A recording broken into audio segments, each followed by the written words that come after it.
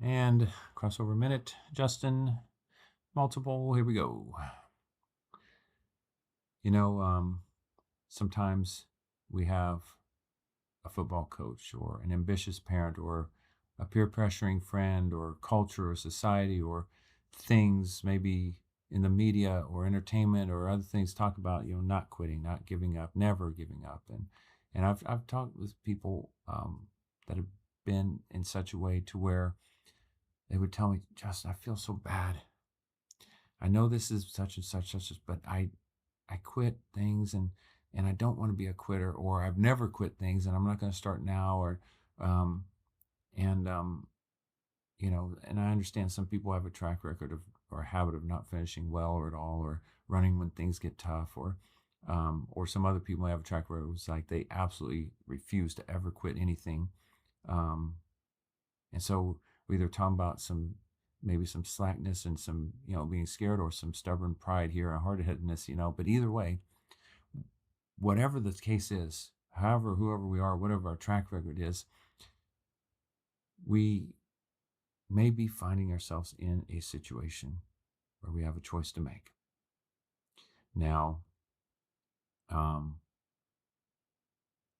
these people, whether they come from one side or the other, they may feel like in this situation, okay, to break my track record of quitting or to keep my track record of never quitting, I have to grin and bear this. And I have to finish it off just to maintain my streak or to break my cycle. Okay. And so they're like, I have to do this.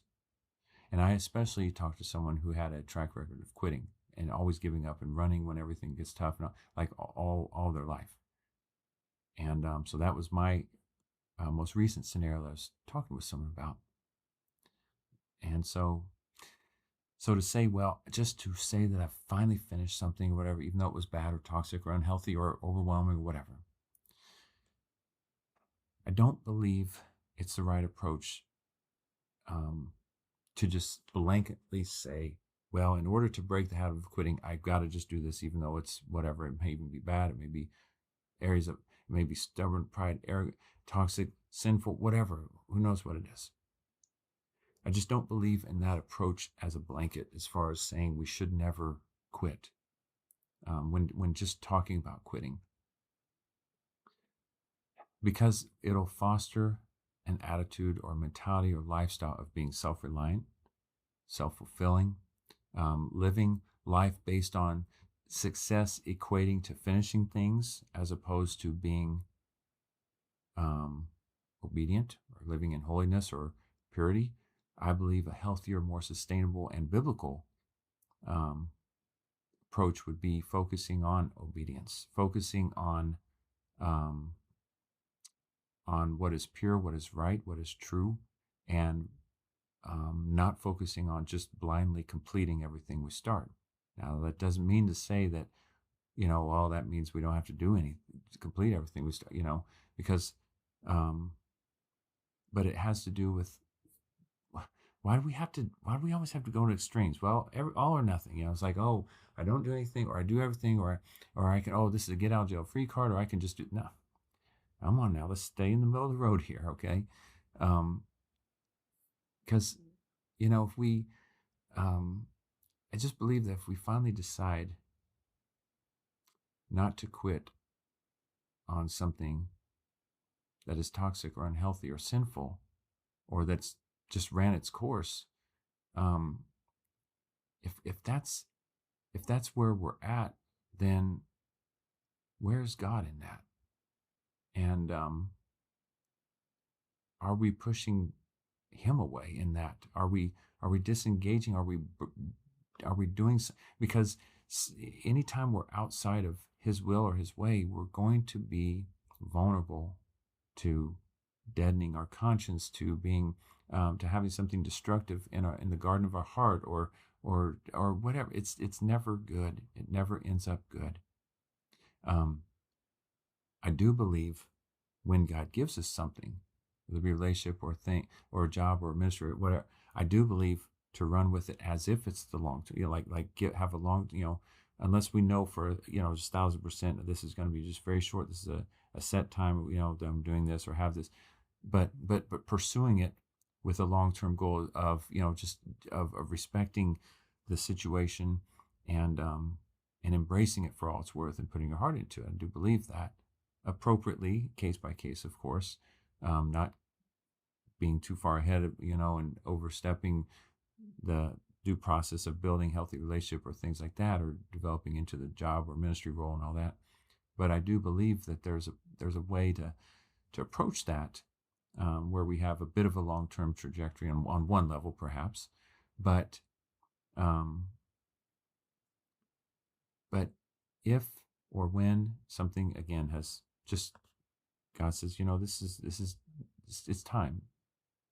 This is run its course, and or something has taken a turn with the way either we or the other person or situation has stewarded the relationship or the connection or the situation, the opportunity or whatever, and where it becomes unhealthy or potentially sinful, impure, toxic, or whatever. We have to step back, say, okay, how did that happen? And if it's not going to change, if this isn't going to be repentant or changeable or correctable, then this is no longer a healthy thing to have in my life, period. Or if it's just overwhelming where I literally can't steward it, I can't handle it. Um, what, you know, what if we focused on, obedience more than perfection, or not quitting per se? And also, for that matter, what if we paid more attention, if we're not already, to the way we get into things, whether it be relationships or situation, and have a little bit more on the front end of, as far as discretion, decision making, and not being too emotionally attached too soon, and setting early boundaries, not walls, not like rigid, oh, you got boundaries now, you can't do, but just having a healthy balance with our approach, and not getting too I know we're emotional creatures. I know that emotions are so powerful, and that's why we have to watch over that area of the garden of our heart and soul, um, because otherwise we get caught up. And we want to ideally, hopefully, just come to more places of balance and just holistic approach with God, and using biblical principles, and not just, human ambition, so that we're finding ourselves in just better decision making, and functioning in those decisions and in those tracks that we're in. Um, so I would, just remember, ambition, when submitted to God, I believe it's, maybe ambition. There's a little bit of nuance to and semantics, um, but ambition. Let's just put it this way, because some people may define ambition as being zealous for God. Some may define it as being self, fulfilling and all that. Let's just say that having ambition apart from God um, is like telling God we can do this ourselves and we don't need you. Um, and even if it's disobedient as far as sin, or if it's toxic or whatever, that we don't really care about the stewardship that He's called us to, um, and that we're willing also to some degree to sacrifice our intimacy and peace with Him over it. And we don't, we don't, we don't, we obviously we don't want to do that, um, and we want to take more accountability for our decision making that got us into situations, and not just say, well, I made it through it, and kind of put a notch on our belt, and kind of, say, well, we did it. Let's just let's just step back from that press, and allow allow our allow our walk and our situations to just be daily submitted to God and daily lifted up to Him, and not be afraid of that inventory that has to take place from time to time. And we'll find ourselves living a lot more of a peaceful and freed and surrendered life in God's arms and His grace.